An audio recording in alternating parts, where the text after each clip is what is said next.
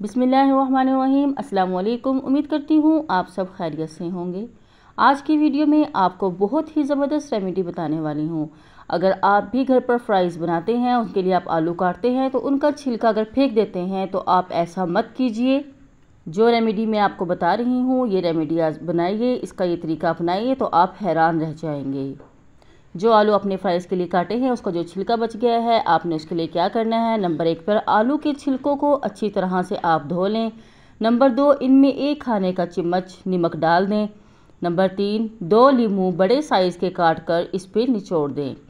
Number 4 पर आपने करना है, अब 1 जग बराबर पानी में 2 चम्मच ज़ीरा, सौंफ, अजवाइन, जलवतरी डाल दें और चूल्हे पर चढ़ा दें और इसमें अच्छी तरह से जोश आने पर उतार लें और उसमें आलू के छिलके डालकर 20 मिनट बाद इसको आप निकाल लें। लीजिए, पेश खिदमत है। अब ये तो मुझे भी नहीं पता ये बन क्या गया है।